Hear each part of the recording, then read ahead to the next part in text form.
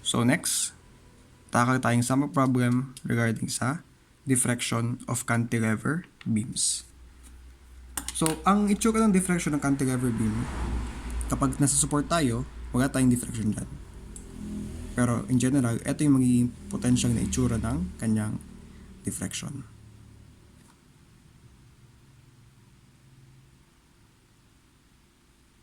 Parang ganyan. So, ang slope ng ating point dito, ang kanyang tangent line is ito.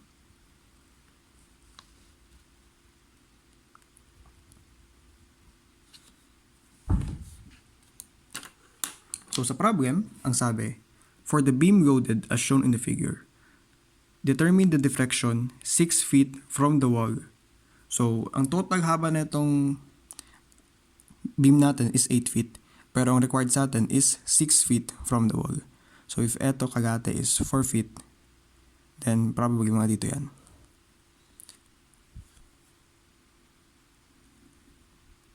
So, 6 feet from the wall, ano ang measurement ng ating deflection?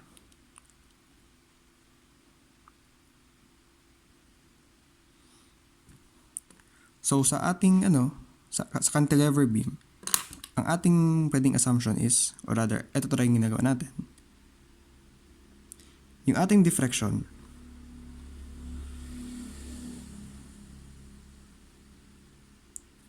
so, kunyari, ibang natin, this is point A, and this point na 6 feet from the wall, set natin as point B, and etong wall natin, set natin as point C.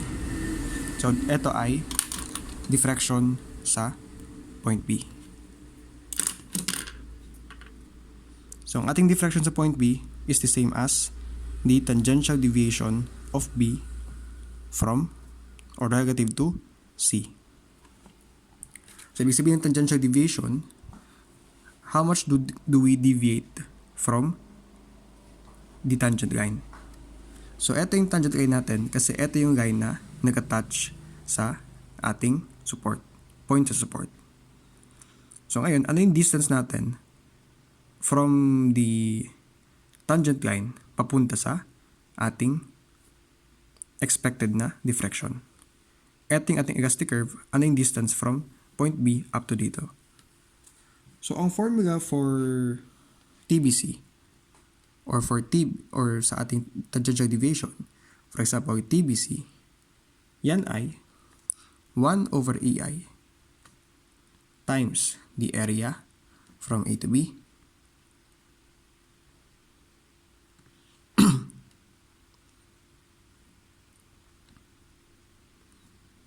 and yung ating centroid with respect sa point B. So, siguro, ang isang guide natin dito is kung saan tayo maghahanap ng tangential deviation, doon na rin tayo moment ng ating area.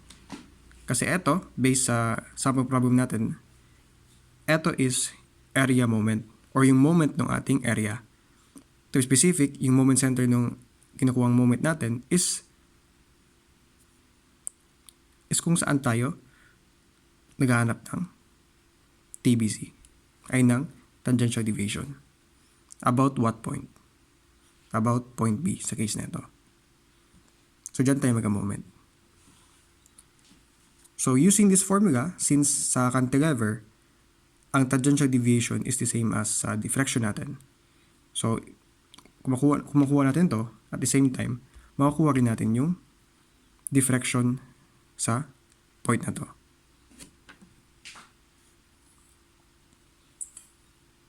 So, first step is i-graph natin.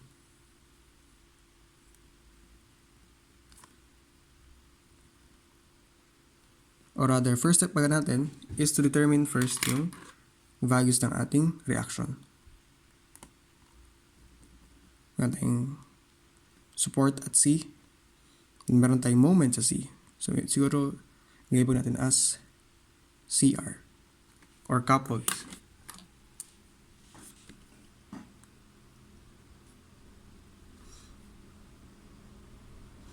summation of moment about point C. Counterclockwise is positive. Clockwise, so negative CR.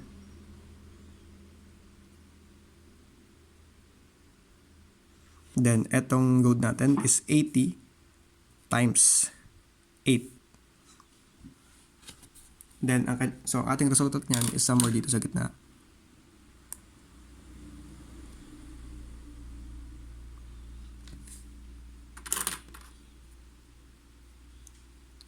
And ang kanyang distance from this point is kagahati ng base niya. Base niya is 8, kagahati ng 8 is 4. Rotation is counterclockwise, so positive. 80 times 8 times 4. So CR is equal to 2,560 pound times feet. So, to determine naman yung ating RC, summation of forces acting around the Y direction, 80 times 8, pointing upwards is RC. So, RC is equal to 80 times 8 is 640. So, yan yung value ng ating reactions. So, drawing natin yung ating diagram. So, yung ating diagram extends only from point C to point B. So, meaning, ang ating consider lang naman is up to dito lang. Eto, hindi natin isasama. So, up to dito lang kailangan natin. So, take note, TBC is equal to 1 over EI times area between the beams AB and yung location ng centroid natin papunta sa B.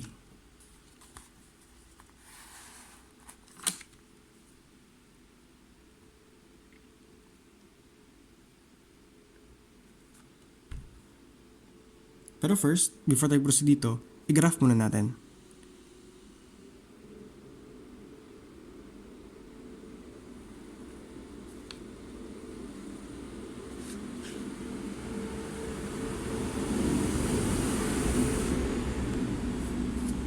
So first, moment tayo. So, etong RC is 640. So sabi natin, kapag nasa right side tayo ng moment center, ang assumption natin, counterclockwise is positive. So RC, rotation niya is RC, which is 640 times a distance of 6. So 640 times 6, yan ay 3,840.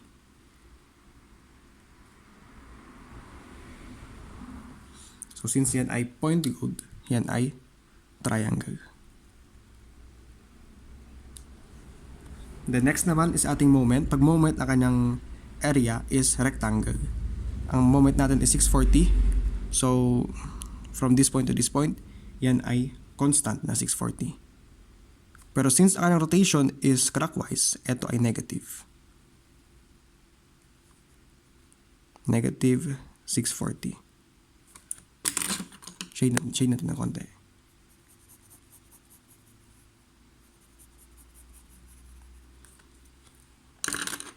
Then next naman, para sa ating rectangular load. So bago na yung ating resultant naman. So height nito is 80, kanyang distance is 6 feet. So ating total force is 80 times 6. Ngayon, etong 80 times 6, which is 480. Kagahati, diba ito 6 feet, kagahati ng 6 feet is 3. So, kung ganito yung 480 times 3. So, yan ay 1,440. Kanyang rotation is clockwise, so negative.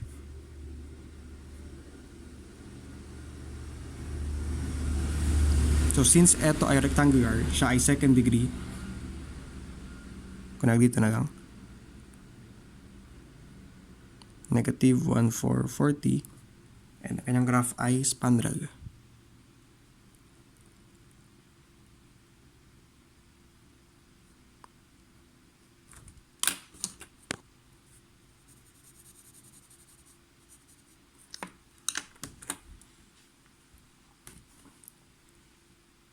So, meron tayong 3 area.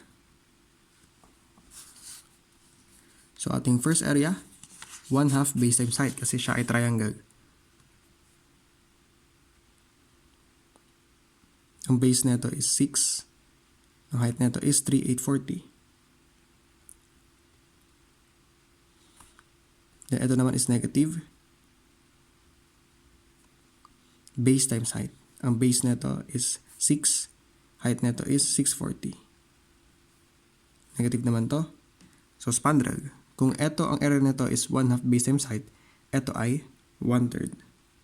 Base niya is 6. Height niya is 1440. Ngayon naman, ang kailangan naman natin is yung kanyang location ng centroid niya from point B. So, para sa triangle, siya ay 1/3 from the highest part. So, 1/3 ng 6, yan ay 2. Then, para naman sa rectangle, yan ay kagati ng base. So, ang base natin is 6. So, base is 6/2, kasi base over 2 ta. Base over 2 is 3. Then, para naman sa second degree spandrel, yan ay 1/4 from base. So, 1/4 ng 6 ay 3/2 or 1.5.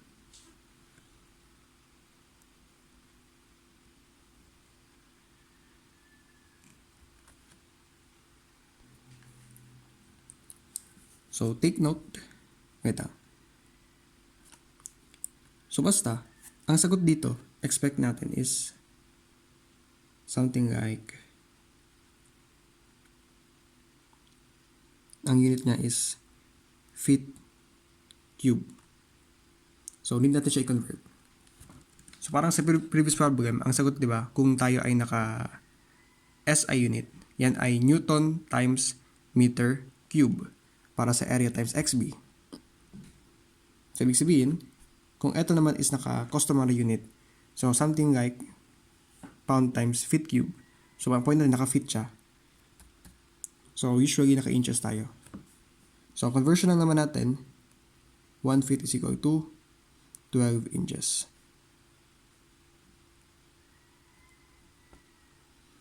Pero since naka-cube to, cube din to, and i-cube natin.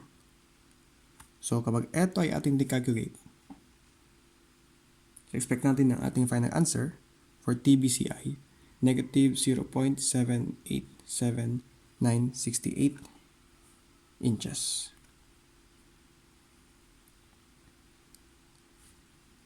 So, next naman.